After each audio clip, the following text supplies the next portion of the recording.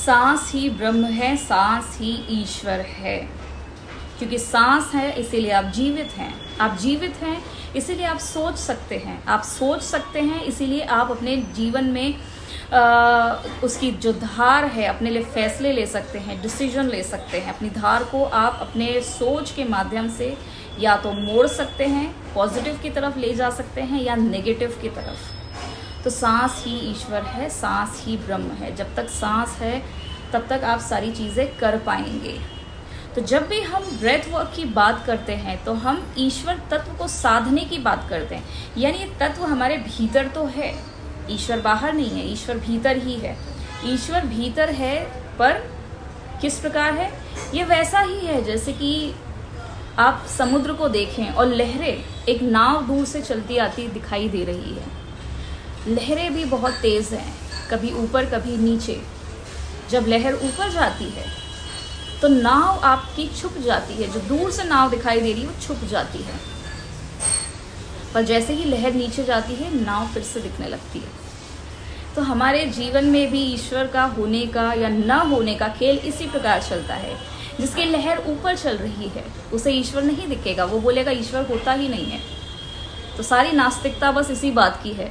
सारी नास्तिकता वहीं आके गिर जाती है जब वो लहर नीचे जाती है, नाव आ रही है। तो ईश्वर का होना भी आपके जीवन में ऐसा ही है। वो है तो लगातार वहीं, पर वो कभी दिखता है कभी नहीं दिखता है। तो क्या स्थिति बनती है? एक डाउट की स्थिति बनती है, कंफ्यूजन क्रिएट होता है। तो कैसे पहचानेंगे? पहचानने का एक ही तरीका है कि जहाँ नाव दिख रही है वहाँ बढ़ते चलें, फिर वो न भी दिखे और दिखे, बढ़ते जाना है। यानी कि कोई रास्ता पकड़ा तो कंसिस्टेंटली उस पर चलते जाना है, अभ्यासरत रहना है, साधनारत रहना है। साधना को अपने प्रगाढ़ करना है, तीव्र करना है, अपने ऊपर काम करना है। अपने ऊपर काम कैसे करेंगे? अपनी सांस के द्वारा। सांस ही आपके ऊर्जा शरीर से जुड़ी हुई है, आपकी ऊर्जा ही आपको चला रही है। आपको पावर चाहिए, ईंधन चाहिए सांस को चलाने का।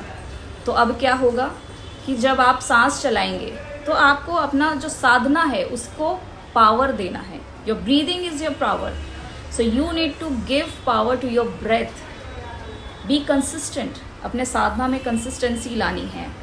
जैसे ही आपकी सांस सधने लगेगी आपकी साधना अपने आप सधने लगेगी।